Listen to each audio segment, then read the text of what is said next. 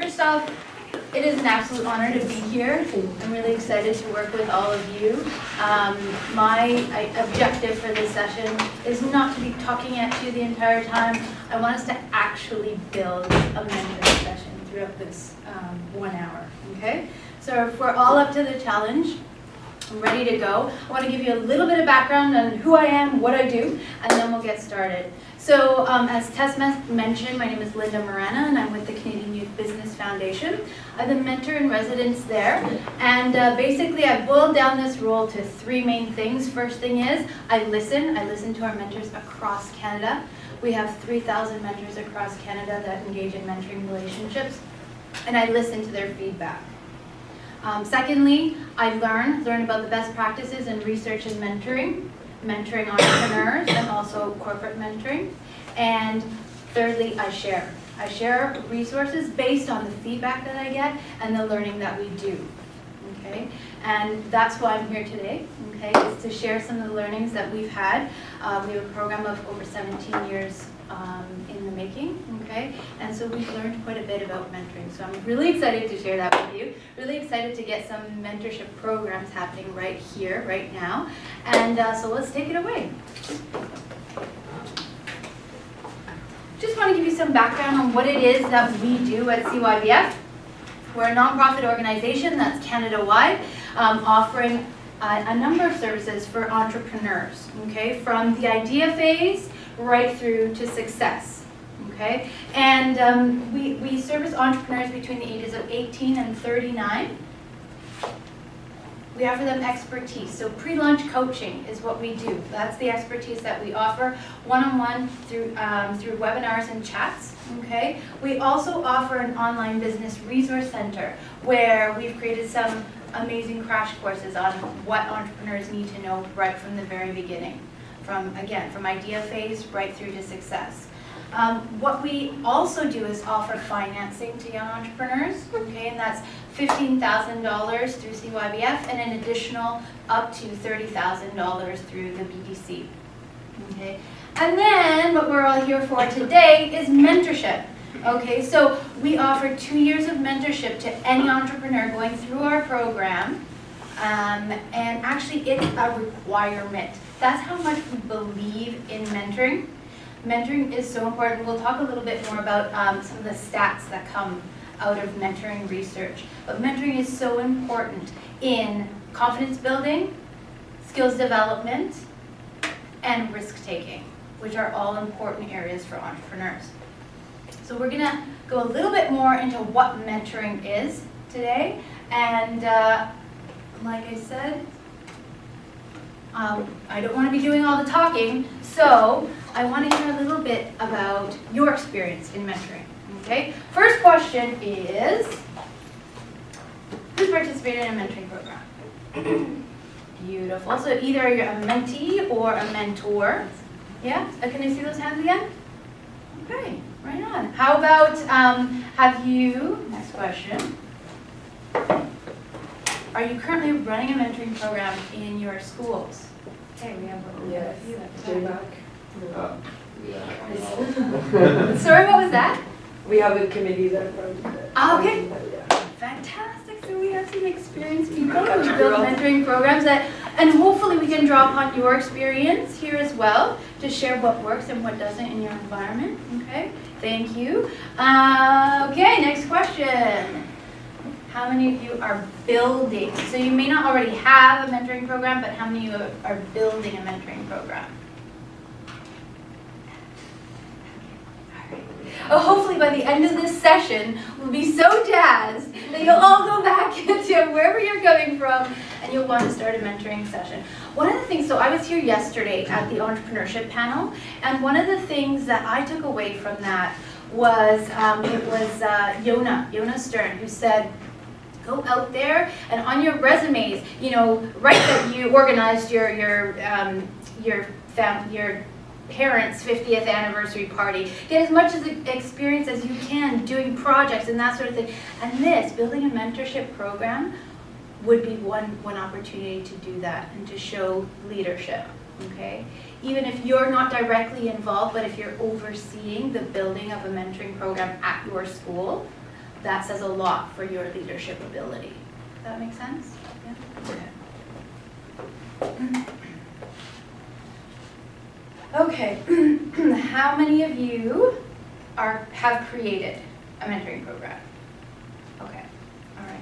So we have some people who've been a mentee, mentor, some people who are currently running a mentoring program, and we have one here who's actually created a mentoring program. So we're going to use all those resources as much as possible in this room to really draw out your experiences and to share with one another.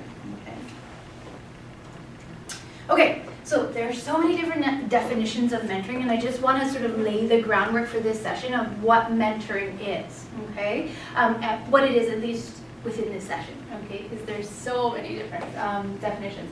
So this is what we use. It's the process of offering personalized support. So it's one-on-one, face-to-face. That's the type of mentorship that we're going to talk about today, okay? And it's about building the skills and abilities of the mentee, okay? But the mentee is really the person to take ownership and to take leadership in the mentoring relationship, okay? So it's not about teaching or training, okay, where there's this hierarchical sort of, I'm going to tell you what to do, but it's a reciprocal mentoring relationship that we're going to talk about today. Okay, does that make sense? Any questions so far?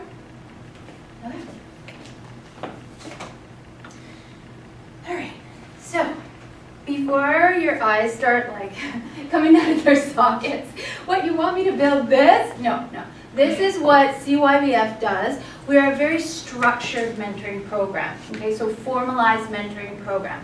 And there's many different types of programs that you can build at your own schools, okay? So this is sort of a snapshot of what we do, but what I'm hoping that we can do today is take a few of the elements that you think would be most helpful in building a mentorship program at your school, okay? And take those elements. You don't have to do all of them, but at least you have sort of a model to work from. Does that make sense? Yeah. So how many of you can actually see this? Are you having a hard time seeing any of the... Okay, so we'll be going through them one at a time, so not to worry. What I wanted to mention here is this, that it really is a cyclical process. So you as student council members, okay, you're in charge for the 1 year. That's my understanding, right? But if you notice the mentoring program roadmap, it is a cyclical process. And in order to learn and implement new findings and learnings, you as leaders have to plan for succession, okay? Because if you go this far, okay, to the relationship endpoint, and then next year, the next group of student council members have to start all over again, there's a whole ton of value that's lost there in that process. So that's one of the major things I want to point out today, is that think a little bit beyond the year that you're on the council for. And I'm telling you, the students in the next years will be so thankful for that. And that's how you're really going to build a strong mentoring program at your school, okay? So we're going to go into a little bit of each of these, but I don't want to, again, as I said, I don't want to spend too much time. I just want to give you a high-level understanding. Those sheets that you have in front of you go into a lot more tactical things that you can do to build your mentoring program, okay? So when we do break out into groups, that will be a really good resource for you to start looking at so that you can build your own mentoring program, okay? All right, so just a high level. Planning, what's the plan? What are some of the things that you consider when you start a project? What are some of the things that you consider when you're planning for a project? The purpose. Thank you. Yeah, anybody else? Resources. Resources, thank you. Yeah. Target market? Marketing, thank No, you. target market. Target market, thank you. Anybody else? One. Yeah, thank you. I was waiting for that one there, yep.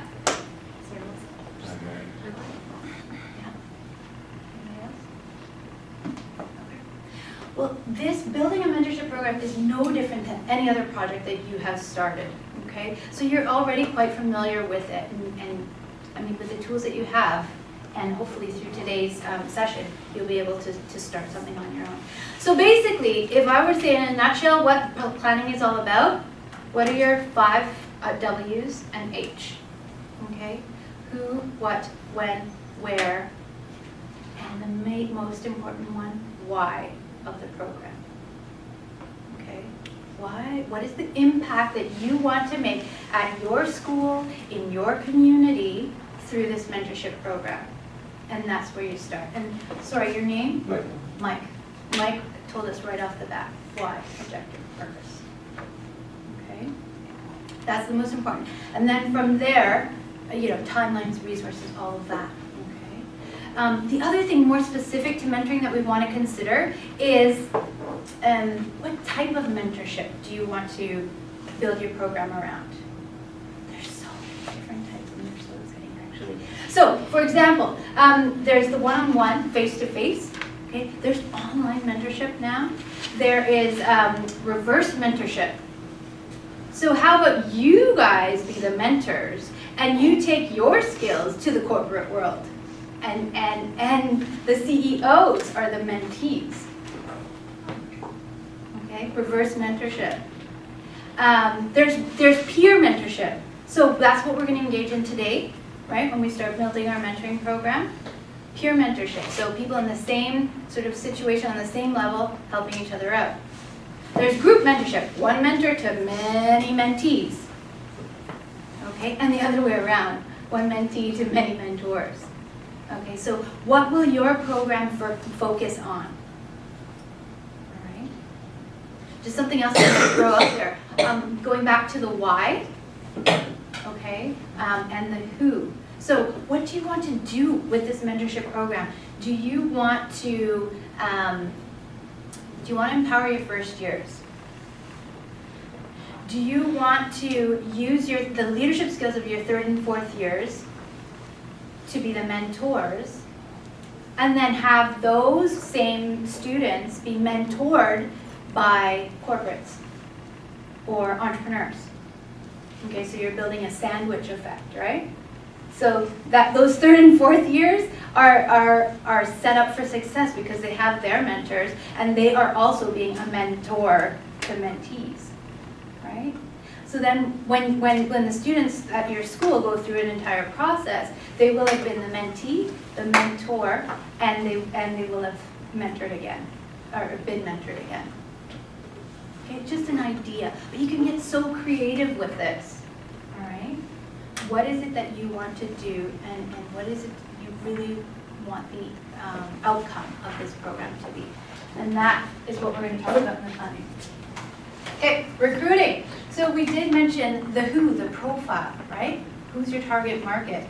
What are some of their motivations for mentorship, for engaging in mentorship?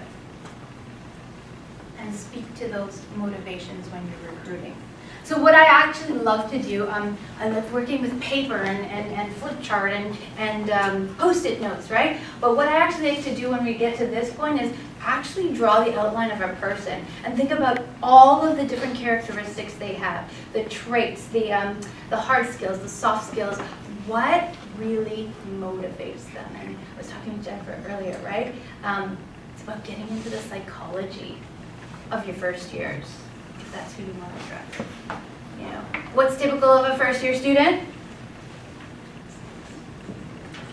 They like to have fun. They like to have fun. What else? Very scared. Shy. Very scared, shy, Ambitious. Fresh ambitious. take on stuff. They're very Fresh take. motivated. Yes. Confused maybe, not know, like they don't know where to go, who to, how to go through the channels, right?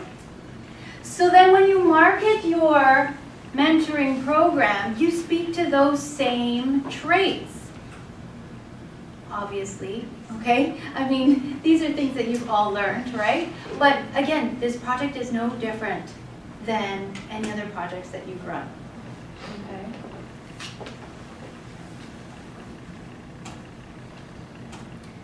So one of the things that we learned is being able to train the mentor and the mentee. What happens a lot of the time is you put the mentor and the mentee together and they're like, okay, what do we do now?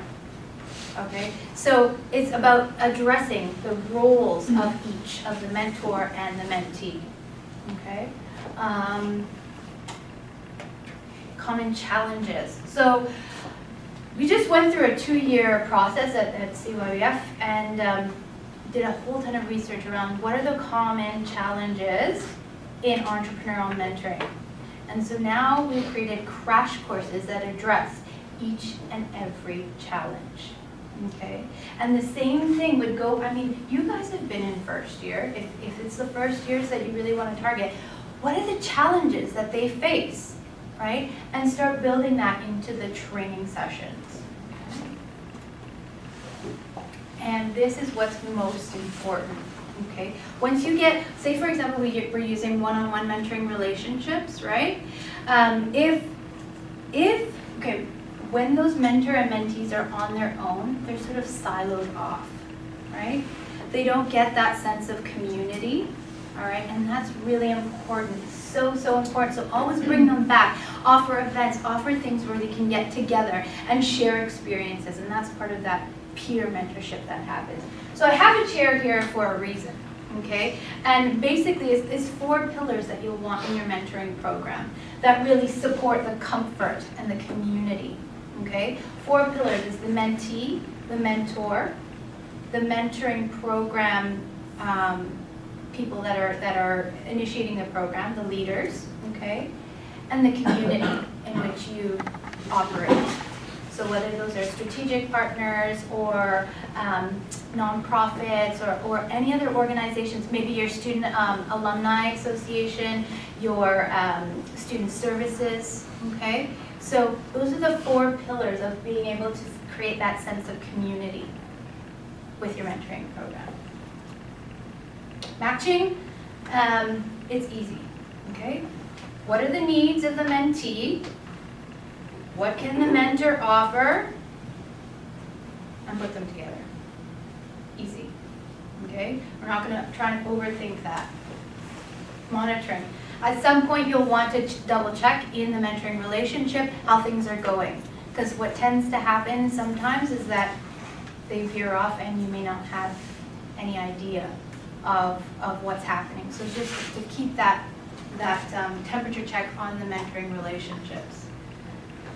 This here is so important, the recognition of mentors and mentees. Again, we go back to their motivations and the profile of an ideal mentor and a mentee. What motivates them to do what they're doing? Okay, and that's how you're going to reward them. So, in the case of a first-year student, what motivates them to engage in a mentoring relationship? They want clarity.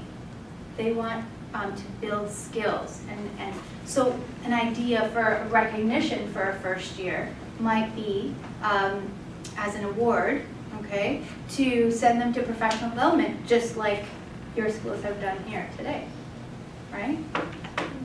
That's something that they really value. Or for example, for your mentors, okay, if they are in it to gain experience, okay, so that they can maybe put it on their resume, all right? How about setting them up with a corporate mentor for a year as a prize? Or how about giving them a certificate that they can put on their resume, okay? Or how about, I know that here, John Molson, Katerina won one day with the CEO, right? So what a great idea. That's how you can really motivate, okay, and recognize your mentees and mentors. Go back to their motivations into why they're in the mentoring program. Evaluating and researching. Again, it's so important that we do this because it's going to be what you use in your marketing materials, okay? So what are the successes of your mentoring program? What are some of the challenges that you have that you can implement the next time around, okay? And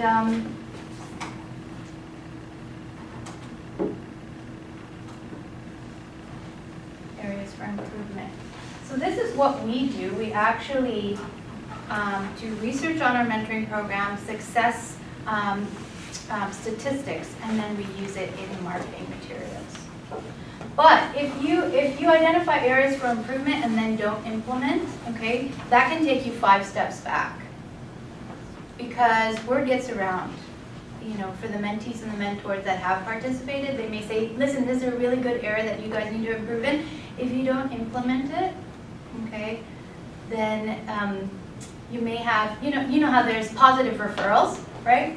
Well, you might just get the opposite in this case, okay? So again, part of my role at CYB is to listen, but then also to implement. Okay. All right, so I think I have given you a really high level over. There's so much more that we can talk about in building a mentoring program, okay? But at least those are the main elements that you'll want to think about. What I want to do now is break you up into groups, okay? And I know that there's quite a lot of experience in the back row here of people either being mentored or, you know, experience in mentorship. So if it's okay with you, I'd like to sort of break you up amongst the different groups that we have here. Okay, so what we'll do is, we have like Can I get- orientation meeting. Yeah, me too. a group to volunteer? We need Linda. Awesome, right over there. So we came up with a mentorship program that would essentially match graduating students at JMSB with corporate leaders in the Montreal community, as well as MBA or MSc students. So essentially, it's kind of like a multiple, like 2 mentors to 1 mentee kind of program. Where are we gonna, or what are the profiles of these people? Mentors, we hope are motivated people that we can find using our resources with the career management services, the administration, from the Montreal Chamber of Commerce. For the mentees, they're mostly ambitious students, but that doesn't necessarily mean that they're like really extroverted or outgoing. They can be shy or like whatever. And we can mostly find them at like networking cocktails, recruitment events, because they're really the people who want to do something for their own personal development. Sorry. Yeah. Is this an already existing program? No, Oh, we're okay. making it up. Okay. Good idea too. So we're planning on hosting like kind of like a welcome, like bonding orientation event, just to get everyone comfortable with each other, following up with like a simple training workshops, and setting goals with the mentees to know what they want to expect after the conclusion of the program. Sorry, I'm just going to interrupt just for 1 second, because one of the best practices from the orientation sessions that we do hold, an idea is to actually have speed mentoring right there in the session, so that you don't have to do a whole ton of, you know, matching and figuring out profiles and that sort of thing. Mentees and mentors have the opportunity to meet each other right away, do like 5 minutes with each mentor and each mentee, and then they can help figure out amongst them who they want to be mentored by, who they want to mentor. So it's a quick fix to getting the program off and running. Yeah. Okay, sorry, go ahead. Just to like evaluate how well the program is going, we were thinking of compiling like hiring statistics of the percentage of students who get like hired after the program by their like mentors, as well as follow-up meetings one-on-one with the students to see how it's going for them, what direction they'd like to take in the future, and also with the mentors to see like what changes can be done to the program to be more effective, etc. Fantastic idea, Gloria.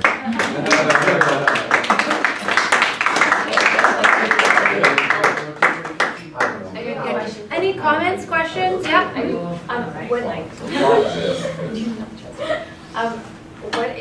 Who are going to be your mentors? I know you were talking about MSc and then you talked about graduates. So are these people that have already graduated and are leaving?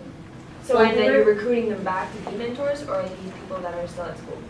We're thinking of like 2 types of mentors. So the first type would be, for example, corporate leaders from, say, our like sponsorship like pool of people. So people who are already like business leaders in the business community in Montreal.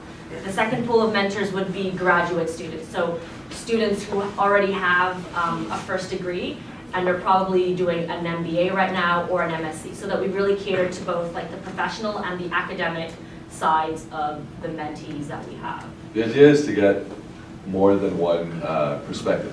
So it's like, this is an academic side, you're a little bit younger, and this is the real world side. Just to, open up horizons. Okay, fantastic. Just a word of caution around that is, how are they going to all come together? So they may sometimes get conflicting advice, so you want to just sort of prompt the mentee on how to go about making those decisions for themselves, even if they may be getting conflicting advice. But that's exactly why we have a constant evaluation process, so that with the face-to-face meetings with the coordinator.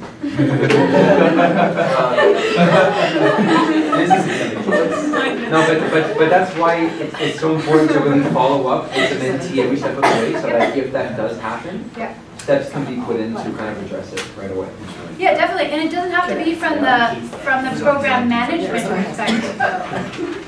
What I think is really important is, again, you're empowering the student to make the decisions for themselves. So how are you going to train them, or they may already know how to make decisions for themselves, but taking them through a model or a process might be helpful in advance. Again, taking preventative measures to some of those common challenges, right? Okay, beautiful. Any other questions? I have another question. Yeah. Oh, go ahead. Okay. What's in it for the mentors?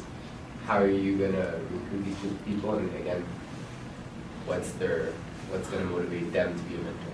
We're going to ask you guys questions too now. Well, I get to hang out with Richardson. Bring it on.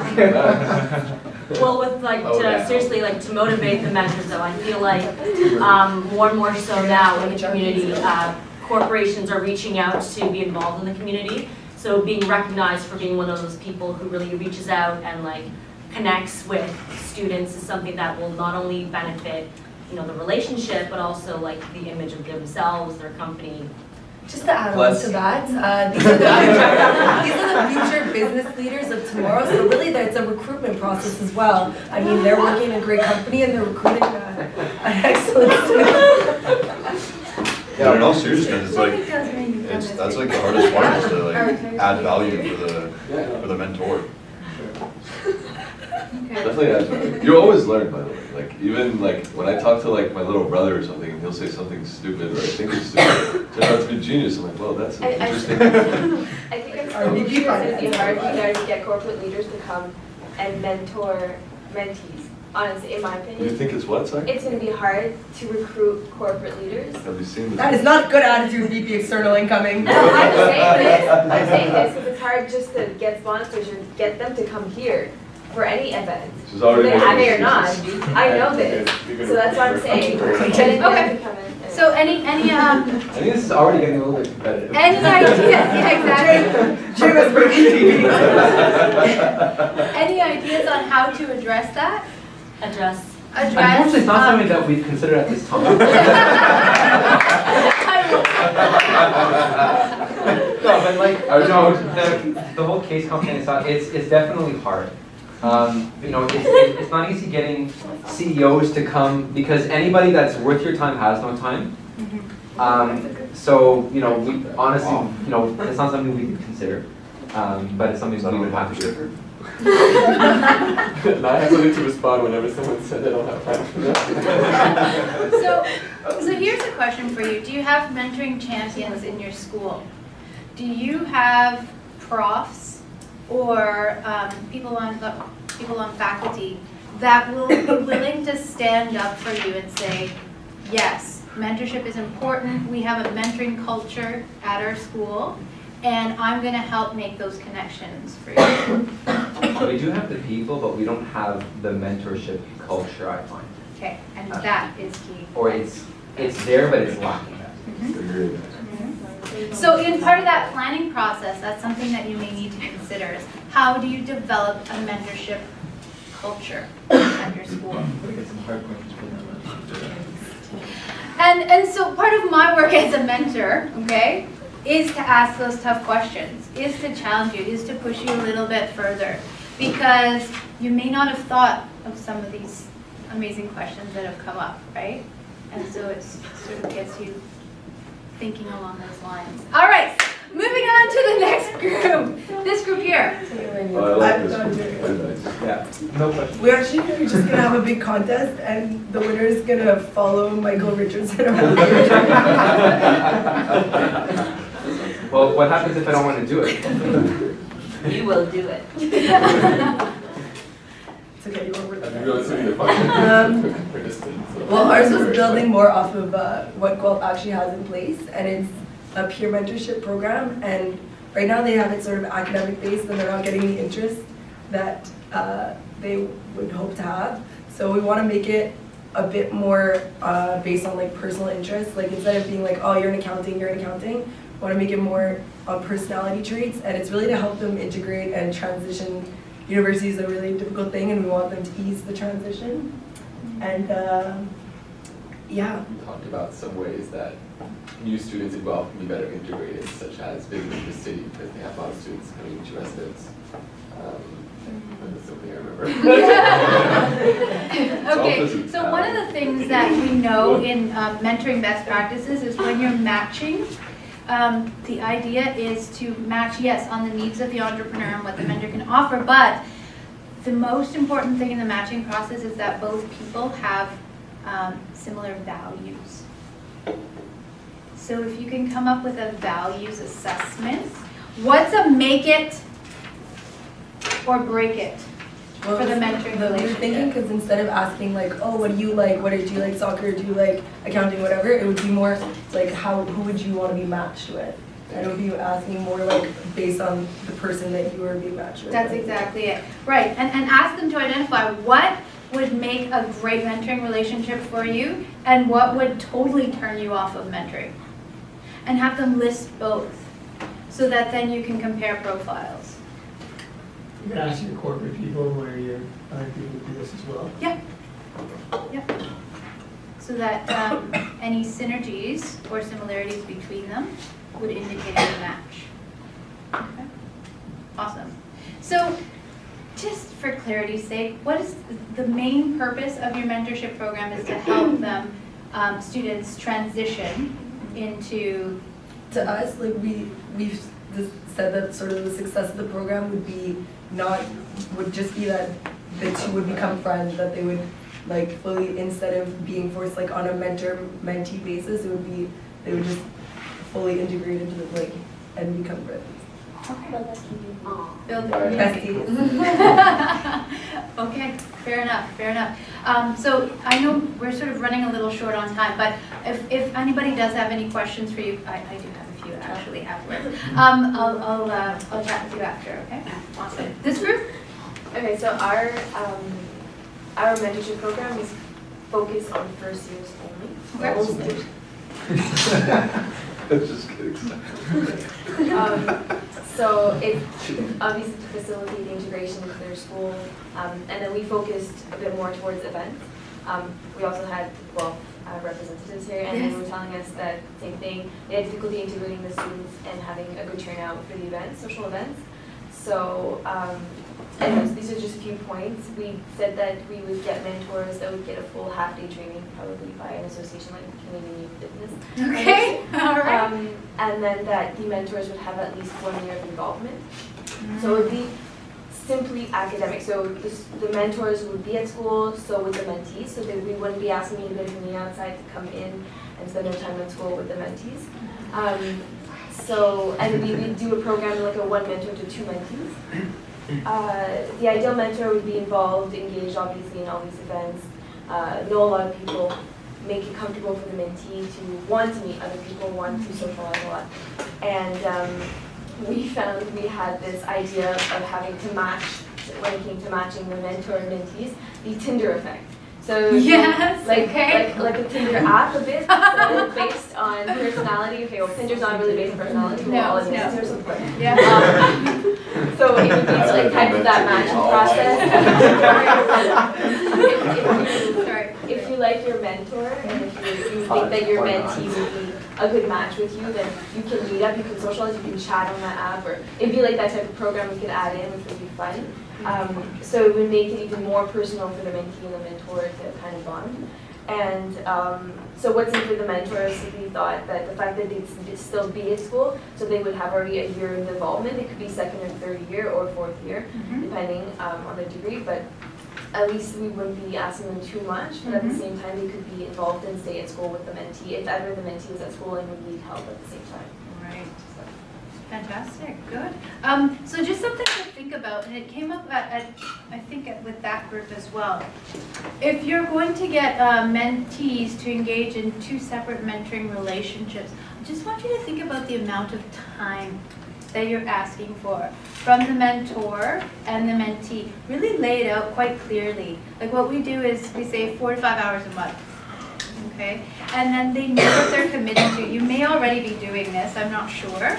But think about if you want the mentors to attend all of the events, is that something realistic that you can ask of a second, third, or fourth year student?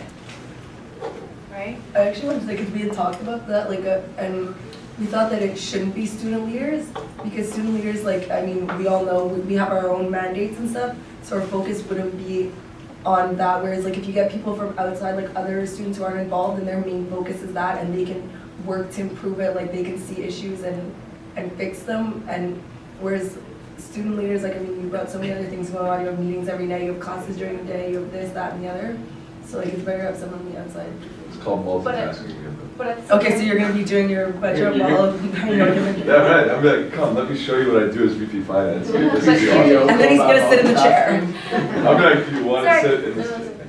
But you basically, like, what a mentorship program, you're not spending your days, evenings with a person. It's more of a, I need help, I need someone to help me out, like support me through some of the things I have difficulty in.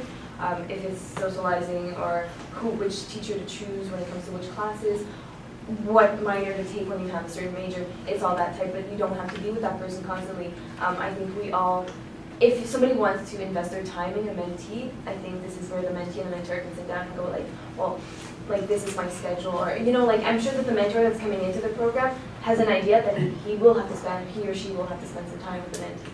Now, if that person's too involved, has 2 associations running and whatever, then probably wouldn't be the best mentor to recruit for a mentorship program. I just feel, I like that, like, if it's just somebody separate, like, because you've got, like, your external, like, thing going on, so your focus won't be on, like, improving. Yeah, you'll spend those 5 hours a week or 5 hours a month, but your focus won't be on improving the program itself and, like, making sure that it's getting better and stuff, because you're going to have your mandate to deal with. Right, but it was a 1 year, at least a 1 year involvement, but just a bit like you did a full year of involvement. Now you're graduating, but if you weren't graduating and you had decided not to get involved for another year, then you would have time for that, but you would have had the experience of telling that person that this is what I did last year and this is what's happening, this is... You know, a lot of you are engaged in informal mentorship anyways, like I have friends that are younger than me who look up to me for some strange reason, and so like I do help them out. And like, so you're already. What did you just say? It's because you're well, I mean, we don't. Thank you for appreciating my idea. Like, I mean, like you were mentored by Michael, like as a first year rep. But consider the impact of having, like, you're impacting so many other first years as opposed to just a first year rep where you're yeah, well, no, I know. I was just I mean, it doesn't necessarily have to be an executive on the council. We have so many other people that are involved, like 200, 300 people that are considerably involved that could participate in the program too. So that's what I was mentioning earlier. You could actually be overseeing the program and not necessarily be the mentors yourselves, because it's hard to wear both those hats. I'm telling you, from my experience as well. It's a lot of shifting and thinking about, okay, what am I doing right now, and who am I servicing, and so sometimes actually it could also be a little bit of a conflict of interest, which is something that maybe we could think about. I'm just gonna throw that out there. Conflict of interest. Yeah. Just a general question. How do you get a mentor to say, yeah, I'll join? Goes back to your marketing, right? How are you? Where do those mentors? Where can you find them? Okay. First, you identify your ideal mentor. Okay. Where can you find them? and how, use your sales skills that John Stokes was talking about yesterday. Have you taken that sales course that you need to take, and which is going to help you in everyday life? How are you going to sell that mentorship program to the mentor? I'm not sure if I've answered your question specifically. What, again, is about understanding their motivations, service them. Yeah. I'm sure like that we're always going to run into like an issue with getting people, because if we're not targeting the student leaders who are already involved, and people who are just like even have the inclination to get involved, who will be targeting, the apathetic students are not going to want to do it. So there always has to be maybe some type of like participating in the program. At the end of the program, there's going to be like, at the end of each year there's like a gala, or at the end of each year there's like you spend a day in like an office, like just for one day with CEOs or corporate leaders. There's always going to have to be some sort of incentive, because at the end of the day, right now, what are we all here for? We're doing this for mainly like a personal growth. And if we're all too busy to do the mentorship program, then we're not going to get people who like want to do it just to do it. Yeah, but even if you're a leader, it doesn't mean you don't want to take part in a mentorship program. No, I know, I would but love to if have a mentor, we're- right? That would be nice. Me too. I could use some advice. I don't know what I'm doing with my life. Yeah. And I was telling that group over there, I mean, to be fully understanding of all perspectives in a mentorship program, in my opinion, you need to be the mentee, you need to be the mentor, and you need to be the program administrator.